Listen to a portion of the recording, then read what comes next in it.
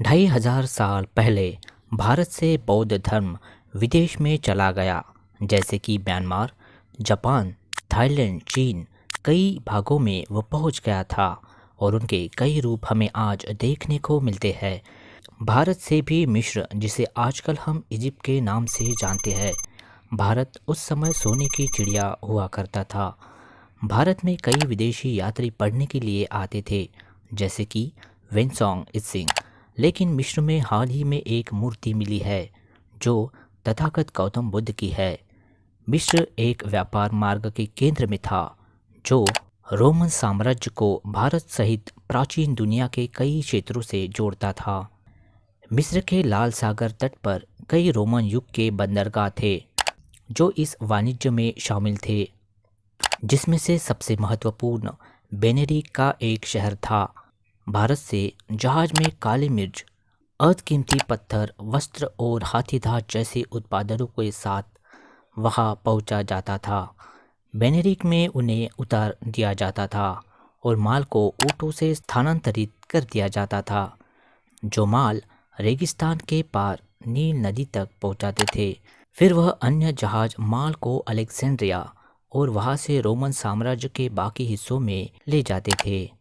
अमेरिकी पॉलिश अभियान द्वारा की गई खुदाई में इस व्यापार के लिए चौंकाने वाले साक्ष्य मिले हैं। हाल ही में हिंडलबर्ग विश्वविद्यालय के रोडनी एशेड और उनकी टीम द्वारा की गई खोजों में यह बुद्ध की एक संगमरमर की मूर्ति मिली है, जिस शहर के मुख्य प्रारंभिक रोमन काल के मंदिर से प्रांगण में देवी आइसिस को समर्पित किया गया था। ये मूर्ति 71 सेंटीमीटर ऊंची है और उसमें बुद्ध खड़े हुए हैं और अपने दाएं हाथ से अपने वस्त्र का एक हिस्सा पड़े हुए दिखाया गया है और उनके सिर के चारों ओर एक डिस्क, जिसे प्रभामंडल कहा जाता है। सबसे अच्छा सबूत है कि इस मूर्ति के अलावा शोधकर्ताओं को भारतीय भाषा में एक शिलालेख भी मिला है जो रोमन सम्राट फिलिप द अरब के शासनकाल से संबंधित है।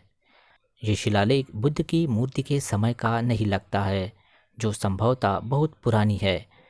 इस मंदिर के अन्य शिलालेख ग्रीक में थे, जो पहली शताब्दी ईसा के शुरुआत से लेकर 305 ईसा तक थे। शोधकर्ताओं का कहना है कि मंदिर 7 वाहनों के मध्य भारतीय साम्राज्य के दूसरी शताब्दी ईसा पूर्व के सिक्के भी मिले हैं। बुद्ध की मूर्ति संभवतः आधुनिक इस्तांबुल, तुर्की के दक्षिण में स्थित क्षेत्र में उत्खनन के लिए पत्थर से बनाई गई थी, लेकिन इसे स्थानिक रूप से बेनेरिक में गढ़ा गया होगा और भारत के एक या अधिक अमीर व्यापारियों द्वारा मंदिर को समर्पित किया गया होगा। यह खोज जनवरी 2022 में की गई थी, लेकिन मिस्र के सर्वोच्च शोधकर्ता परिषद द्वारा हाल ही में उन्हें सार्वजनिक किया गया। स्टीवन साइड बाथम, जो कि डेलावेयर विश्वविद्यालय के एक प्रोफेसर है, उन्होंने कहा कि ये मूर्ति भारत मिस्र के व्यापार संबंध को उजागर करती है और यहाँ पर पहले बौद्ध धर्म की स्थापना हो चुकी थी। बाद में धीरे धीरे यह मिस्र से लुप्त हो गई।